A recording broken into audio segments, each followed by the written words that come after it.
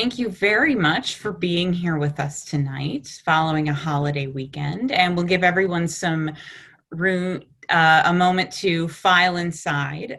With these virtual programs, I don't need to yell at you to silence your cell phones, but I also can't hear you if you laugh at my jokes. So we're gonna try and work from there. My name's Allison Sansoni. I'm the program director here at the American Writers Museum. Just a few short housekeeping things before we begin tonight. As you're watching this conversation, if you have a question, please type it into the Q&A box at the bottom of your screen. We're going to monitor that for questions at the end of this, and we may contact you via chat to ask your question yourself. A quick review. A question is one sentence and it ends with a question mark. That's one of those jokes I can't hear if you're laughing at. If you like the kinds of online programs that you've been seeing from us in the past several months, you can become a member of the AWM and you'll get advance notice of special programs and offers, including book clubs, literary trivia, special behind the scenes virtual tours, and lots of other good things to keep you busy during this very weird time that we're in. Our YouTube channel has videos posted of past programs, including programs from recent months. So if there's one that you've missed, you can check that for news and updates. Our book selling partner, both when we're open and here online, is Seminary Co-op Bookstore, and you can order online from them or from our bookshop.org page as well. For any of Shirley Jackson's works. We're grateful to all of you for being here tonight and for valuing the past, present, and future of American writing. We're here tonight to discuss Shirley Jackson and the new film Shirley, now streaming, starring Elisabeth Moss and written by tonight's guest, Sarah Gubbins. The film, much like the work of Jackson herself, is a haunted house story, imagining the writer and her husband as the malevolent spirits who prey upon a young couple that they take in. It's a portrait of a brilliant, eccentric woman whose interrogation of domesticity and the intimacy of imagination has made her one of our most enduring writers. Sarah is a native of Chicago, where our museum is located, in case you're joining us from elsewhere. And her plays have been produced by the Public Theater, New York Theater Workshop, Goodman, Steppenwolf Theater Company, and many others. She partnered with Transparent's Jill Soloway on bringing Chris Krause's book, I Love Dick, to the TV screen, and is writing for television and book projects in Los Angeles. Welcome, Sarah. Thank you. Thank you. Thank you. Welcome, welcome. So good to be here tonight. Tell us first how you came to the writing of Shirley Jackson and from there to this project. I mean, those are two different questions. I'm sure, like so many other of your viewers and other Shirley Jackson fans, I first was exposed to Shirley Jackson in high school when I read The Lottery. And obviously it's just one of those short stories that you never forget. But it didn't, maybe it's because I was a sophomore in high school, I just didn't really pursue any of her other works. And it wasn't until I got to college and I was in a class, I was sitting theater, and there's this class that was like adaptation for the stage. And we chose somebody had chose this really strange book called We've Always Lived in the Castle, and had to kind of like figure out how to do a stage adaptation as a class project. And that's the moment that I think Shirley really entered my brain and would never let go. I mean, there was just I'd never encountered writing like hers. And so later on, after I moved out to LA, I was looking for a project with this producer, Stu Nagel, and we just were really kind of wanting to figure out something that we might pursue as a feature film. And a couple of, I was reading a couple of things, and a friend of mine who lives in Sag Harbor, where the author of the book Shirley lives, I guess they had gone on a walk or something, and she was telling him about how she was finishing a manuscript. And literally he, sent me the manuscript, said, I think you'd love this. And it was just like, from that moment on, I just really had to do it. And so it was a long development process of the script, because I don't know if I'm over answering your question here, but because I knew that I didn't want to do a direct adaptation, but there is a part in the film where Shirley is attempting to write a novel. It's not her first novel, but I would say it's probably one of pivotal in the sense that it kind of changed the trajectory of her writing. And so in prepping the script, I read all of Shirley's work and just really, really was moved by this novel, Hangs a Man. And it kind of stood out as a reader of kind of like really encapsulating her voice as a novelist. And so the more research I did, the more I started to piece together just her trajectory into being a novelist. And this the book Shirley allowed me kind of an arena to play with those ideas, purely fictional, but solely informed by my reading of her work and my reading of her correspondence. And Ruth Franklin's marvelous biography wasn't out at the time when I first started writing the script. So I was reading some older biographies, and yeah, I think that's kind of how the project was born. There was a, I think I was really taken by this moment when she has just written The Lottery and is both kind of catapulted to some kind of literary fame, of course, but also some notoriety. And to have like that be the story that was the cause of the most New Yorker, canceled subscriptions, and also to have like bags and pounds of hate mail delivered to their Bennington house in response to that, it really does, take a toll. I would imagine takes a huge toll on you and your confidence as a writer. So to have that be the moment that she kind of then aligns or has the bravery or the ferocity to then start on this other path as this really influential novelist, I thought, for me, it would be a movie that I wanted to see. I didn't know how many other people would want to see it, but for me, I was very interested in that. And it felt like a great kind of encapsulated moment of not just somebody trying to write, which of course is always feels like takes place in a haunted house. It's a horrific, gory event, but that she would also be moving towards, formally kind of a different arena. So yeah. Yeah.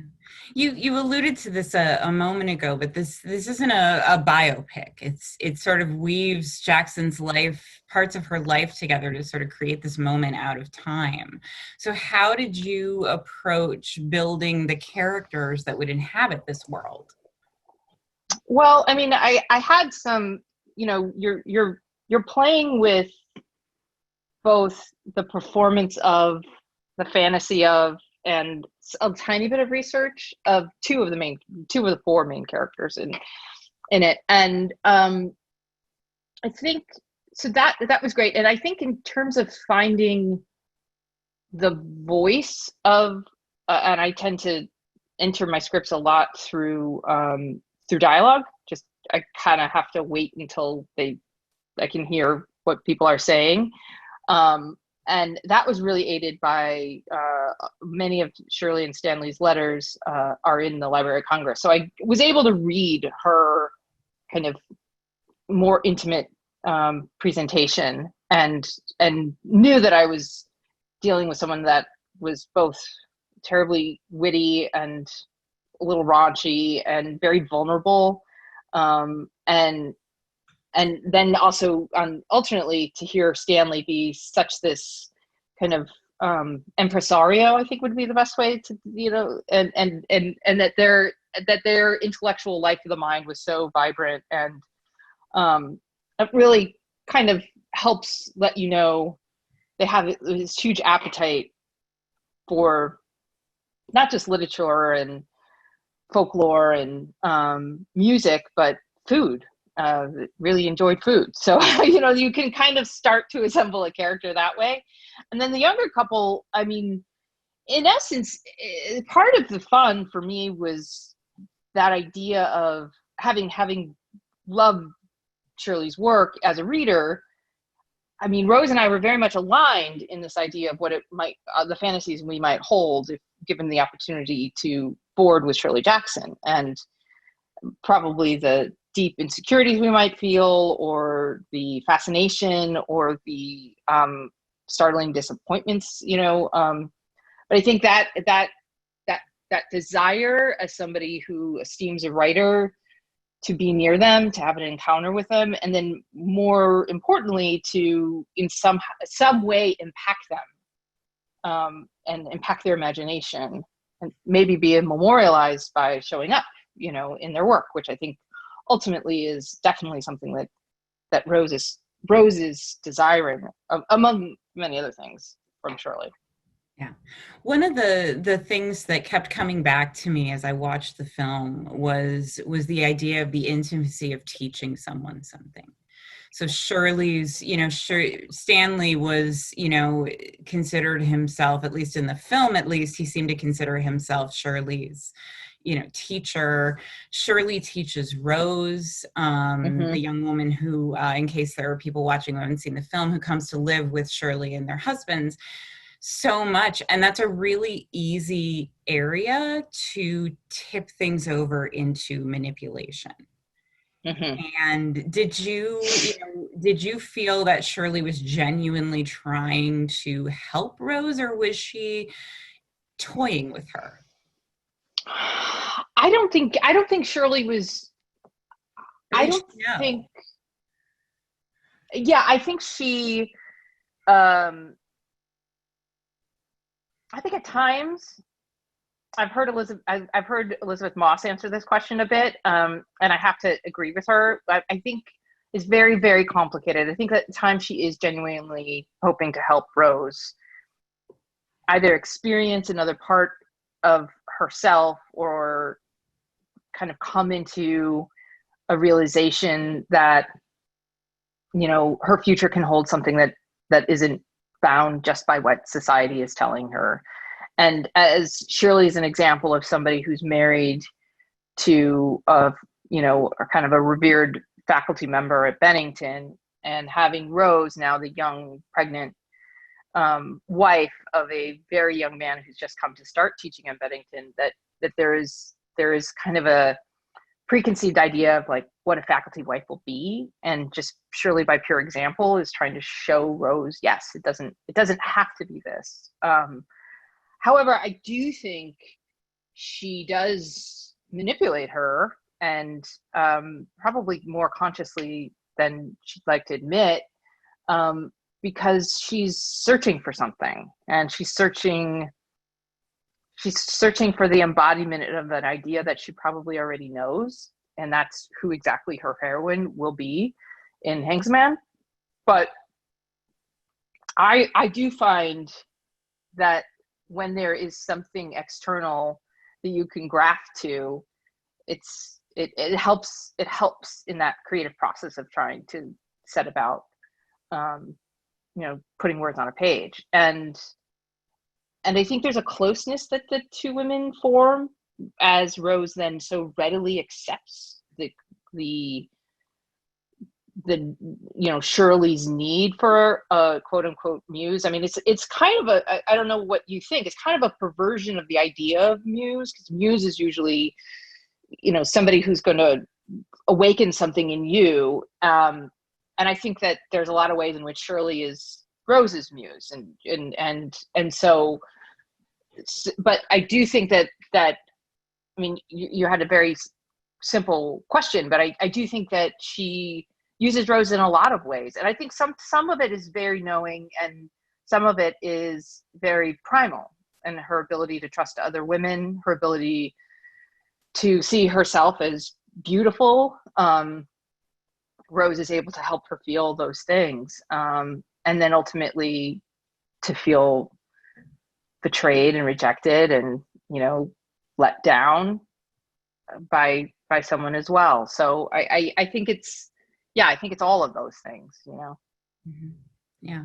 I mean, it would be really easy to paint Rose as sort of this ingenue who then falls under the spell of an older woman who used to describe herself as a witch to reporters. Yes, yes, yes. But Rose has power over Shirley as well. And I feel like that sort of female power was something that was just starting to be discussed at the time that the film was set.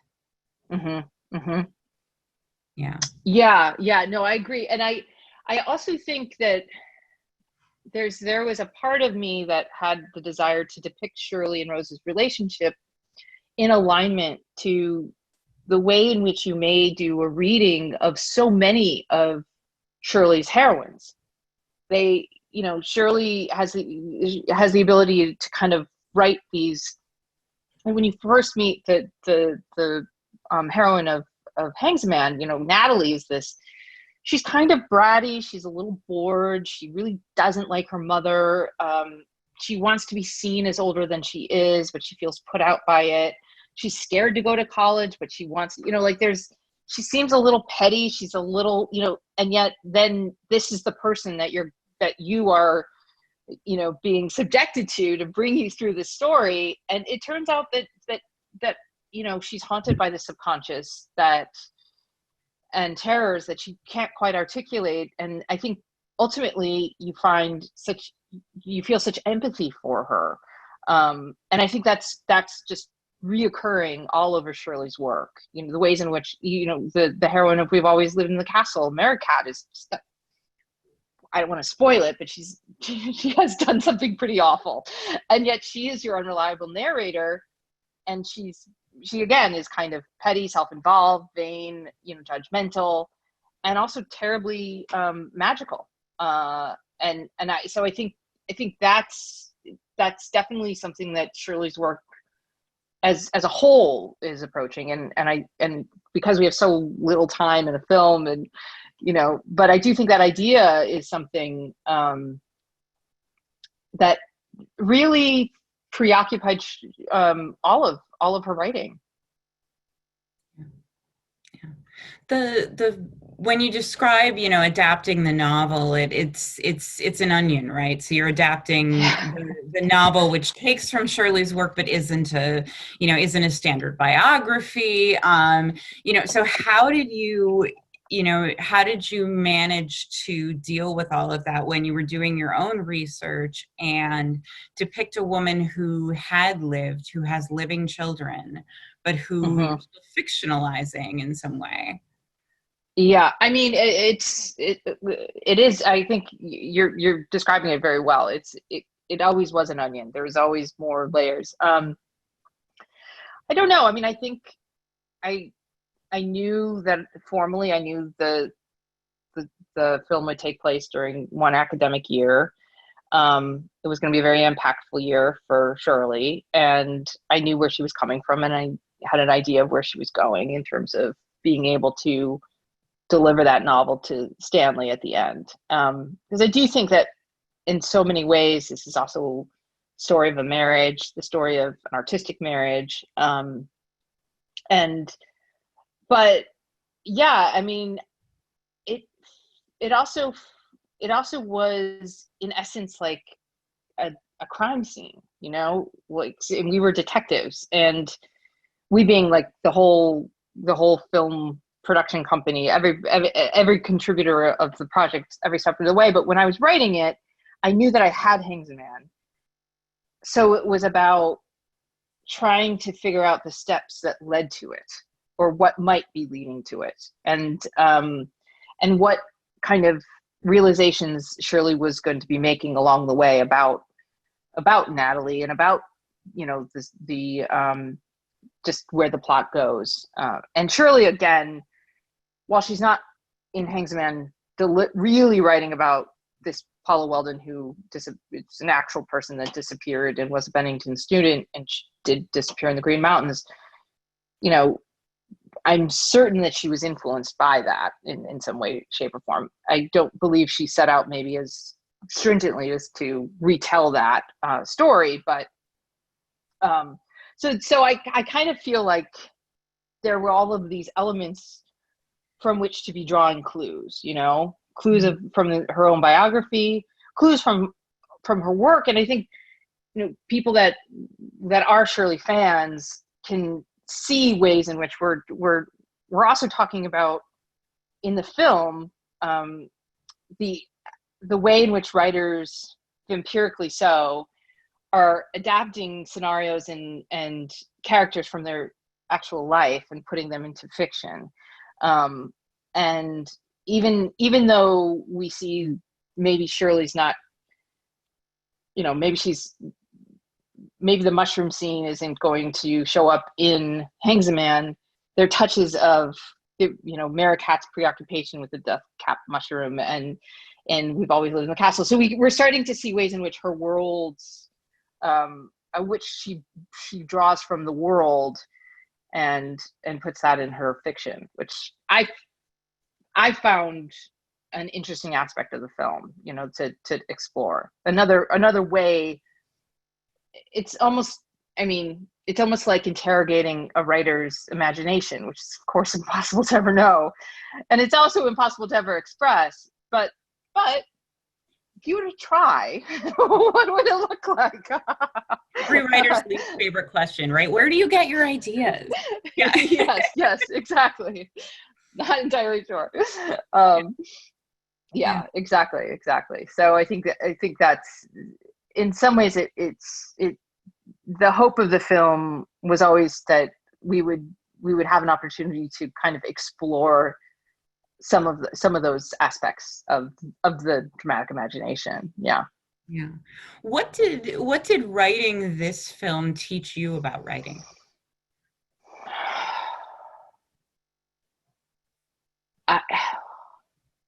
Well, it reinforced a lot.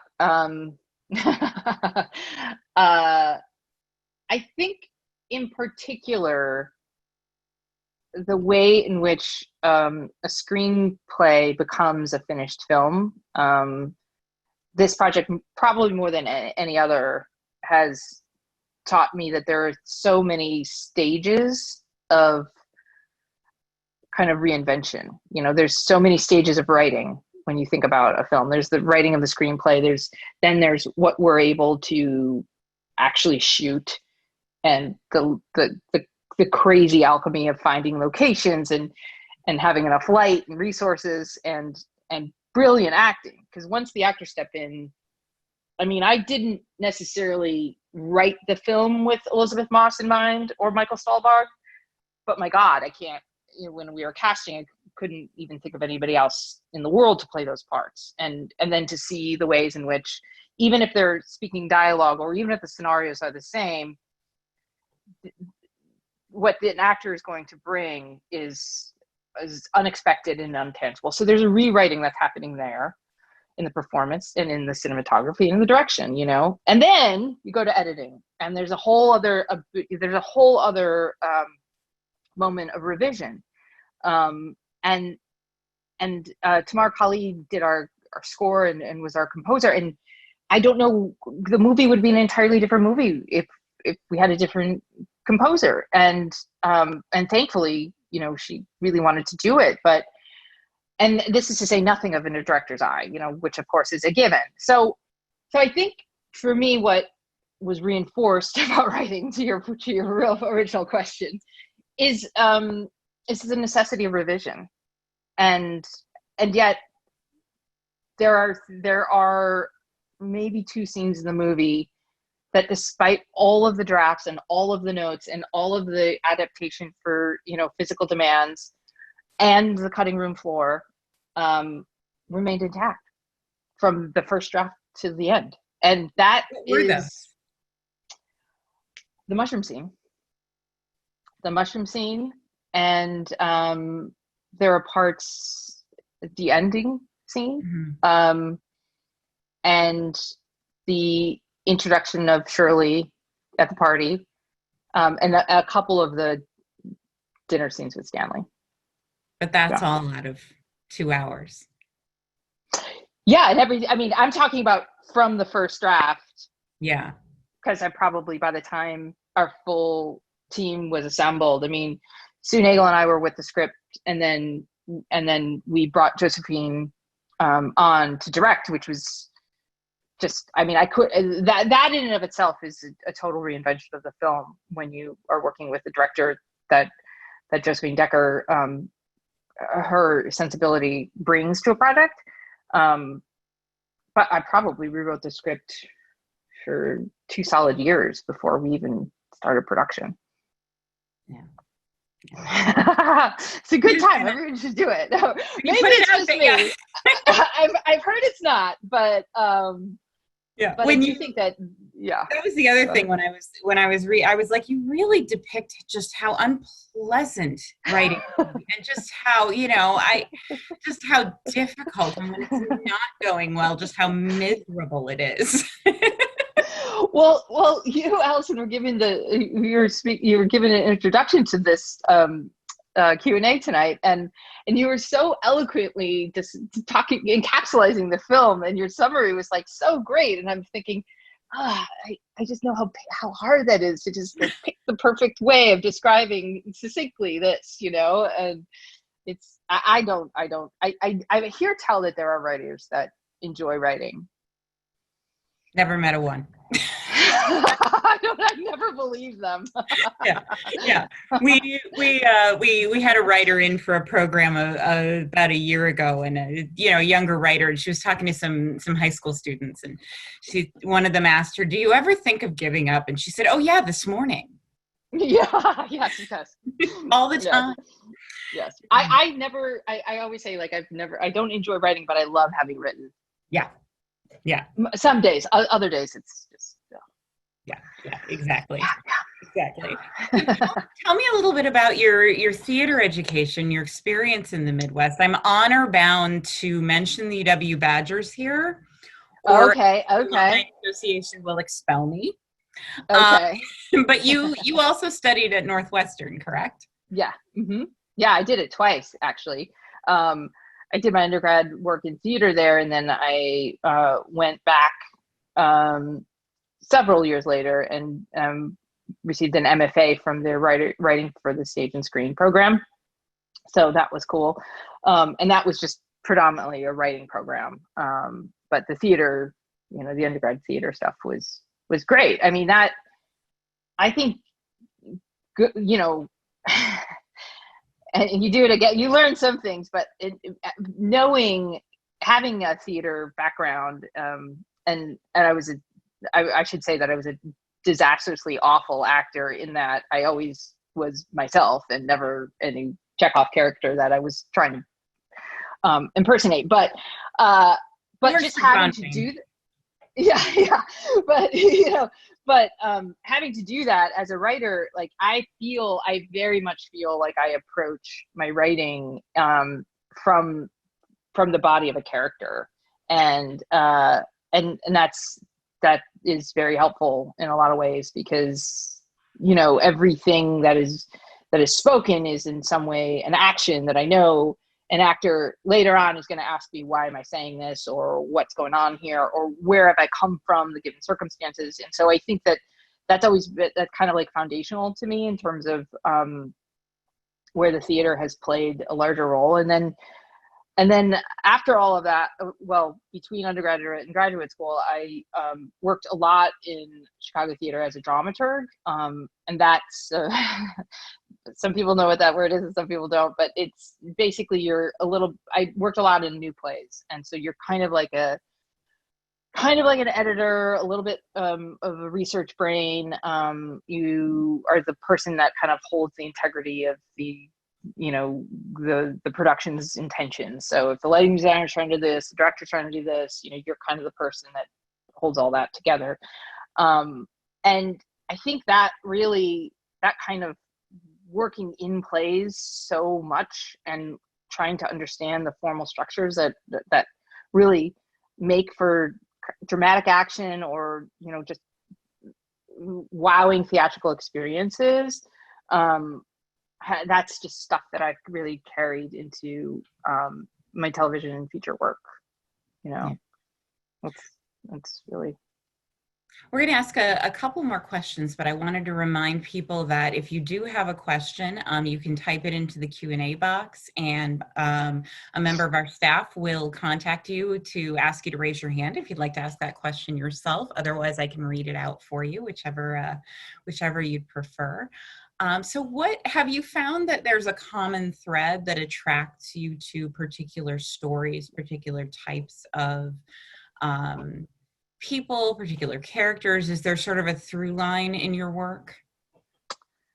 And people have said it. I think I'd like to do a lot more before I, get a theme going. But I mean, obviously, I am definitely interested in very complex female protagonists, and that's just kind of like,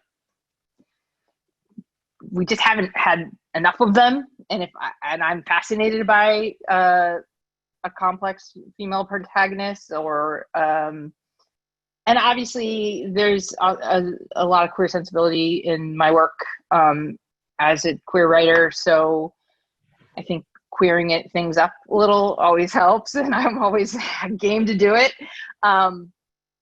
Usually I will say there's one central question that I'm asking myself in any project. And working on I Love Dick, it was like, what's the nature of obsession? What does that do to you? And why, in Chris Krause's case, that was a story of a woman who needed to fully find her own voice, her own desire and sexuality expression of that, by becoming obsessed with another man, and outside her marriage, and yet bringing that inside her marriage. So I think that there's always like one kind of question, and I would just say and I hope it doesn't sound too flippant, but usually I'm attracted to projects or ideas that I have absolutely no idea how to do. So if I can see it, like, oh yeah, and then the second act is this is going to happen, and then this is going to happen, it's probably not the right project, because there's going to be nothing that is going to keep me up gnashing about. So I think the impossibility of things makes for a lot of sense. So when I was talking earlier about like, well, let's make a film that crawls inside the experience of what it would feel like to be in a Shirley Jackson story without actually being in a Shirley Jackson story, but having Shirley there with you, yeah, I think that's for me too. I've been working a little bit in various genres, and the perversion of genre is always really interesting to me too. So I think there's ways in which people have been calling Shirley a psychological thriller, and yet there's many, many other aspects to it. And so I would say it's a perversion of a psychological thriller, and a perversion of our notions of what a biopic is as well. Yeah. So the idea of do one thing each day that scares you, but as a career. Yes. Yeah. That's fantastic. That sounds amazing. That sounds completely appropriate, as because you're looking for something, right, that you don't understand, that you have to figure out. Yeah, I mean, I think that's it. I've said this a lot. I mean, I think it's. I hate my work, but I love it because it's also it's really about curiosity and obsession and fascination, and with something that's completely made up. So yeah, I think that not really comprehending something is a source of stoking that curiosity. What's stoking that curiosity right now for you? What are you working on now? I'm working on a couple of things, but I'm working on another feature, and it's actually a feature that's based on a satirical novel. Let's just leave it at that. And I really haven't worked much in satire, so that's been really fun. Really, what just the ways in which satire is showing up at this particular moment, where it has been cinematically, and then what it means to have a satirical female protagonist. So, yeah. Yeah. Well, we're gonna take a few questions that we've been getting over the course of the conversation here. Just a reminder, please type it into the Q&A box, and if our staff contacts you via chat to raise your hand, go ahead and do so, and we'll call on you to ask the question yourself. But our first question is from Melissa Hicks. Do you have any interest in adapting any of Jackson's work for the screen? And if so, which novel or story might you choose? Yes.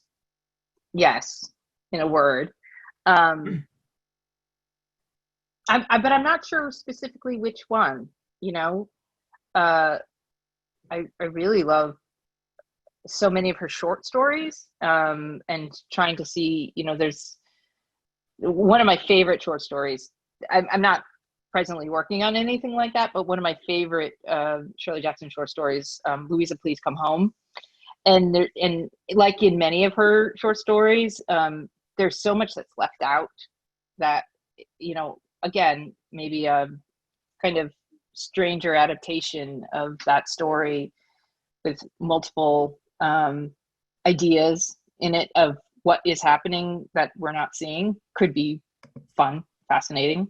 But there's absolutely the answer. So the next question is from Lisa. What is the intent of Stanley's manipulation of Shirley's mental stability by way of his affairs, his criticisms of her writing, his belittling of her behavior? I mean, for part of the film, of course, I'm sitting there screaming, divorce him. But obviously he's also very charming and magnetic and probably useful in ways that, weren't on screen. So what was that about? Yeah, what was that about? Well, I think there was, and people have said that, in no way, shy way, I'm sure this will come as a surprise, but the idea of kind of a slight nod of a hat to Who's Afraid of Virginia Woolf was definitely part of my inspiration for this screenplay. And in it, I was looking at these ideas of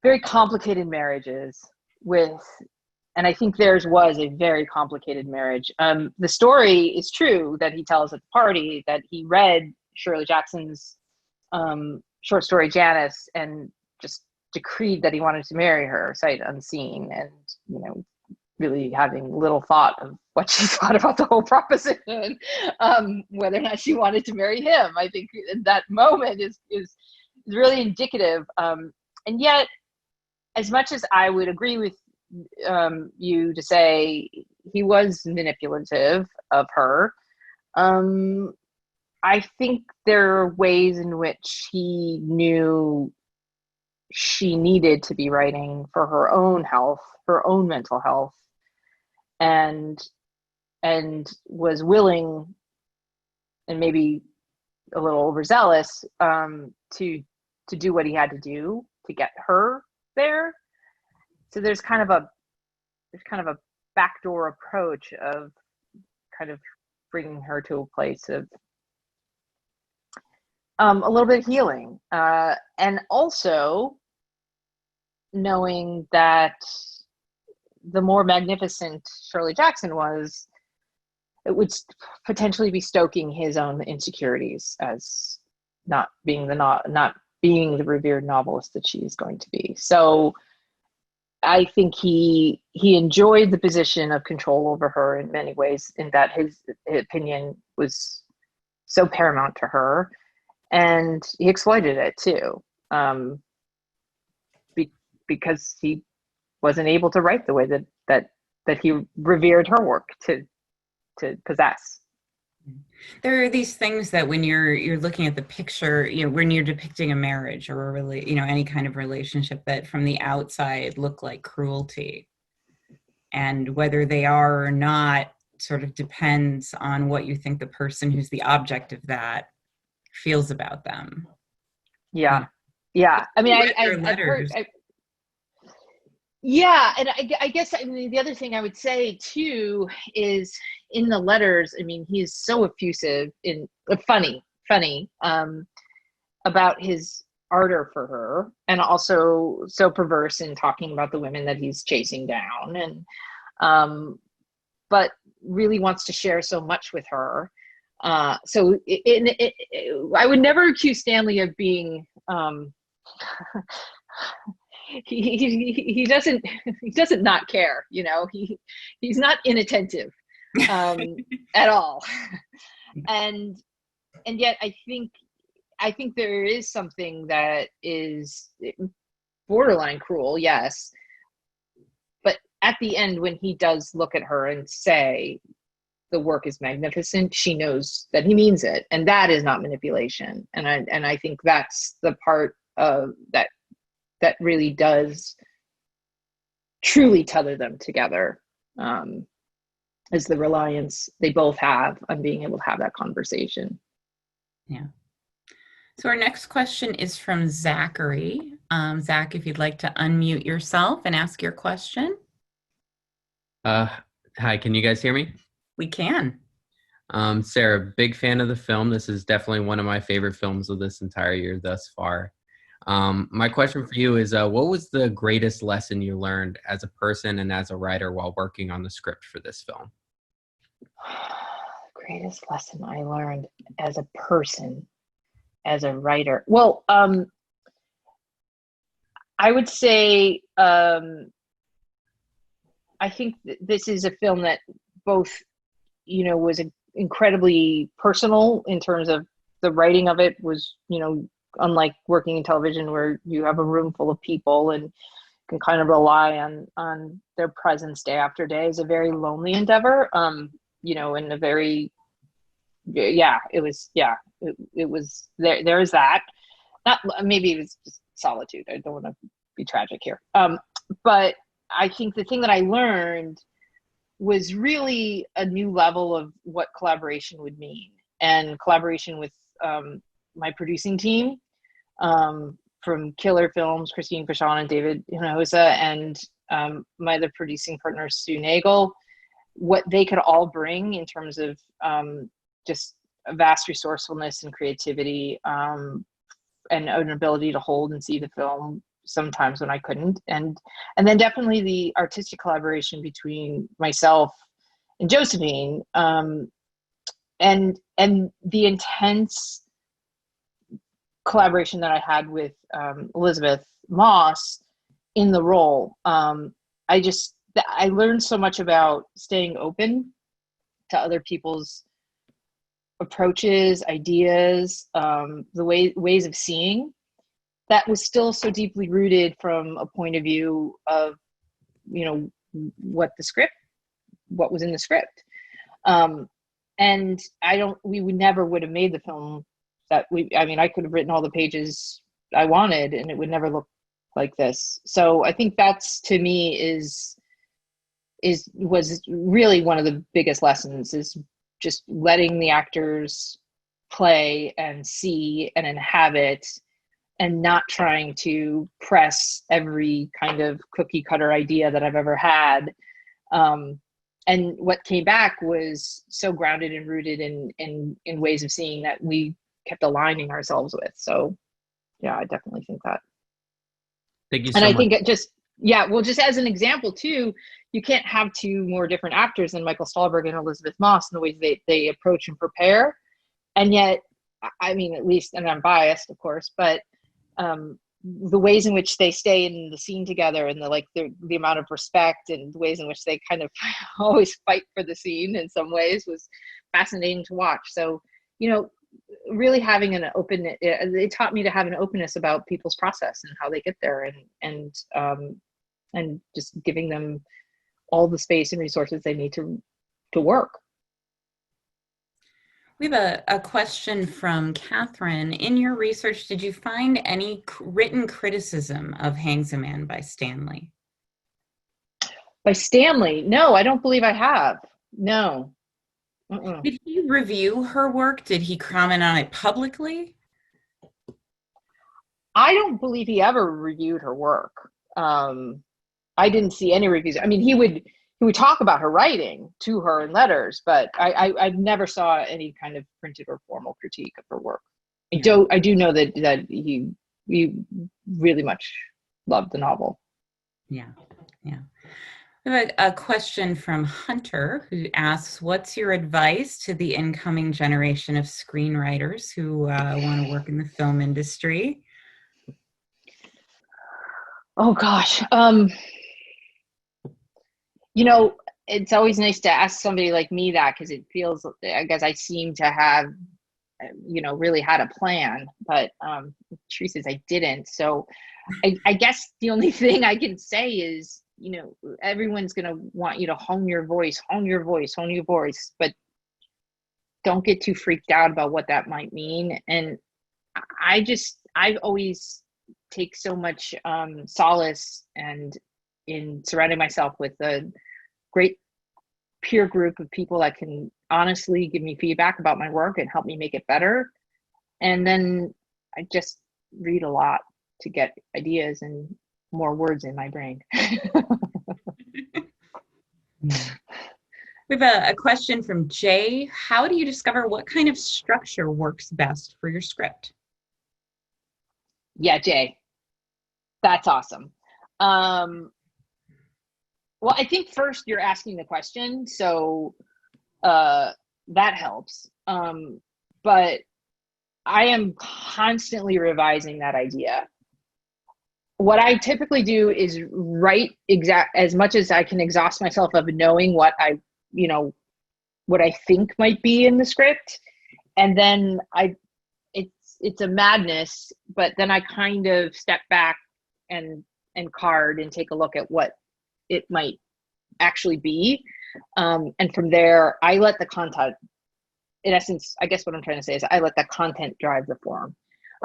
So I, as you're probably picking up, a lot of things I write just never see anything, but that's just my way of finding other things. So I tend to have a lot of cards and a lot of Post-its and on a big long table or big wall for a long time, and then try to figure out what kind of body to put the engine around.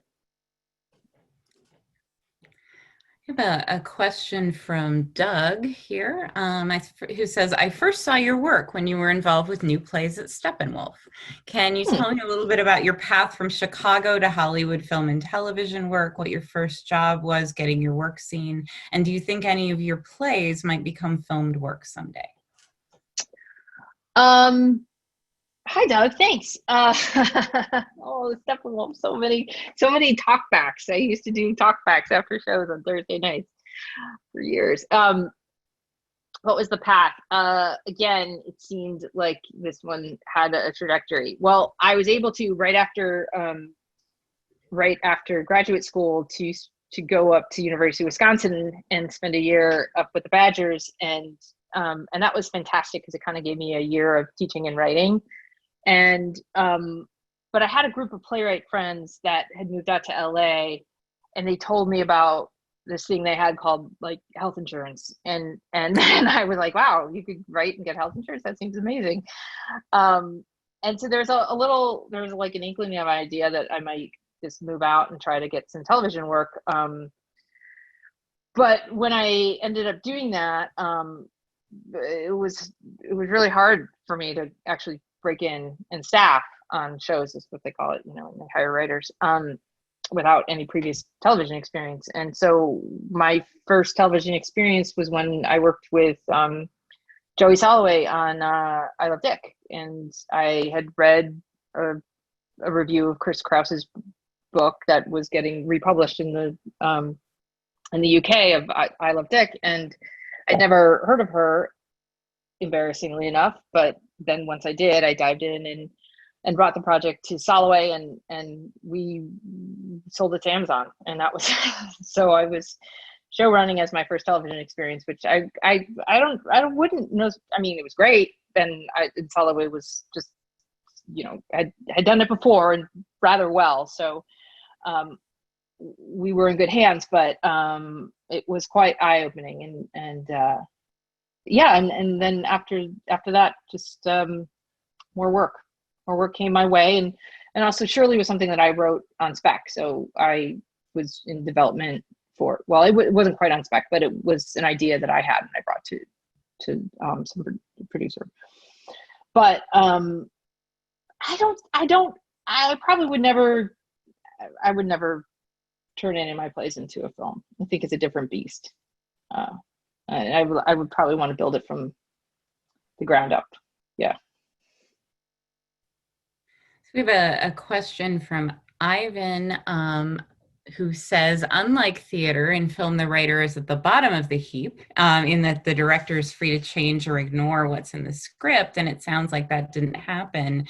In your case, did the director make any changes with which you disagreed? I mean, again, I think that's to what I learned. In television, the writer is king.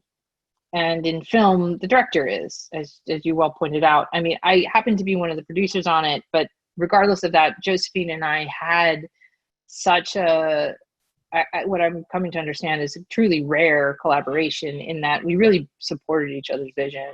And she brought, I mean, if you don't know her body of work, it's quite exceptional. And she has a way of seeing and moving the camera in ways that really rival any other living filmmaker, in my opinion. So I wouldn't say that it was disagreements. We would just have different ways of approaching a given scene, and she always leaned into what my intentions were in writing it.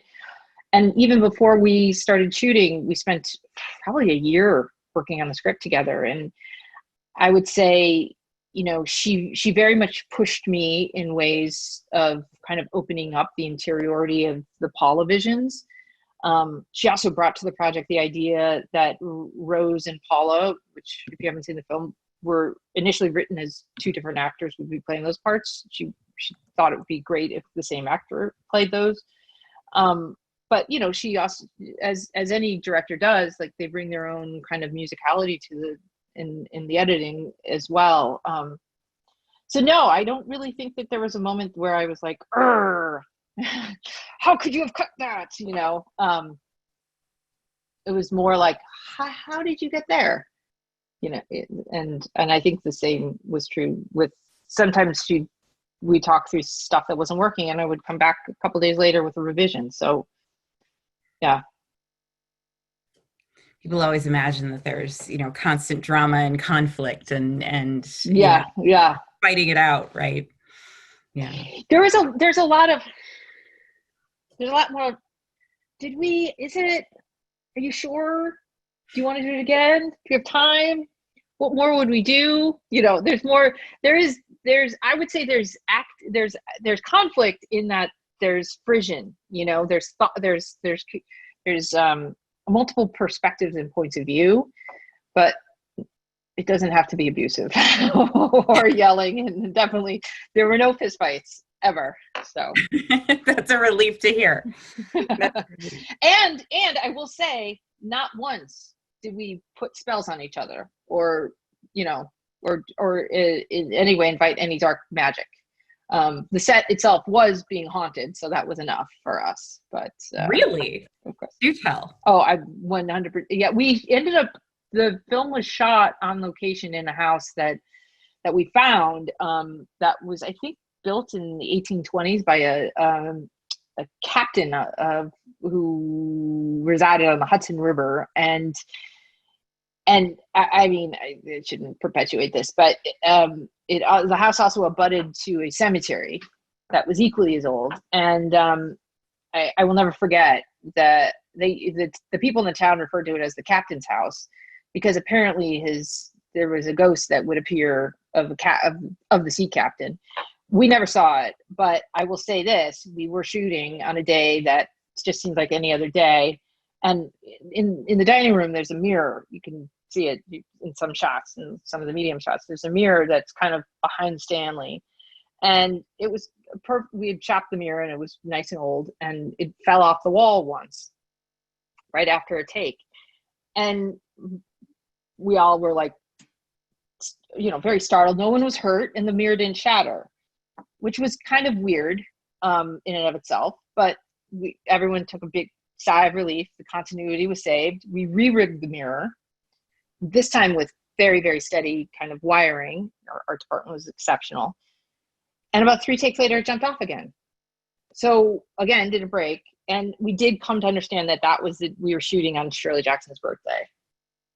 Okay. So the mirror was displeased in some way. The mirror was playing with us. That's what I believe.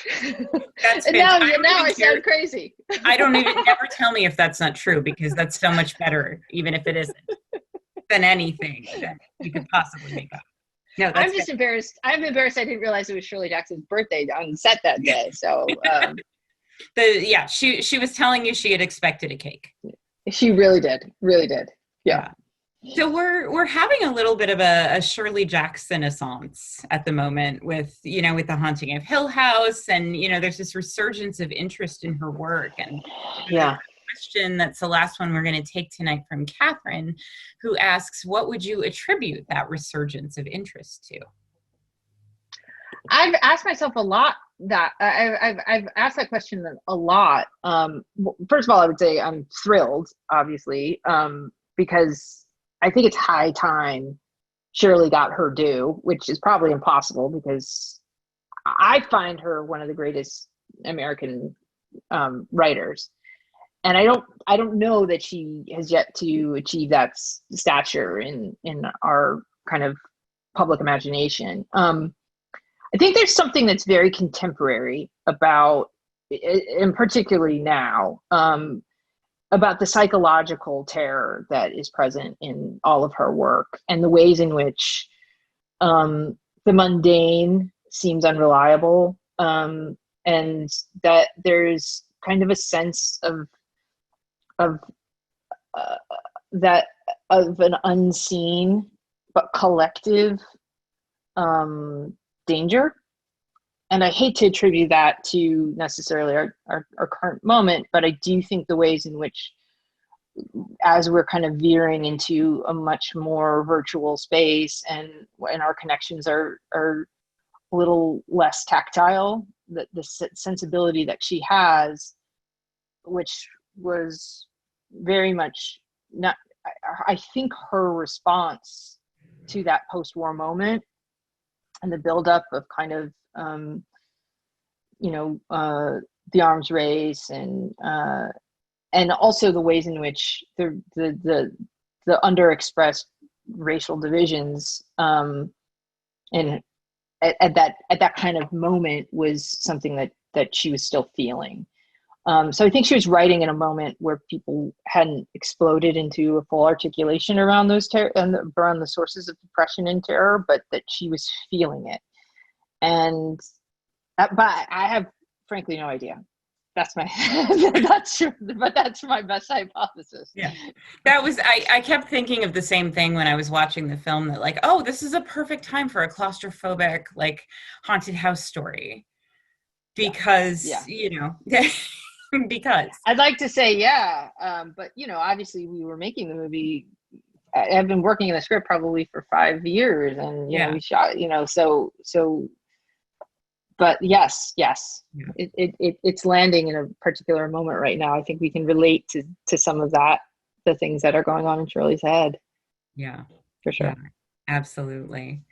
Well, we're going to put the link to the film in the chat window again. So if you'd like to check it out, AWM will get half of the proceeds of those rentals. And major thank you to Neon for partnering with us so that we could do that. We really appreciate it. But Sarah, thank you so much for being here with us tonight. This has been a fantastic conversation, and we really appreciate you taking the time. Of course. Thank you so much for having me. And thank you guys for your interest in the film. I really, really appreciate it. All right. Thank you so much. All right.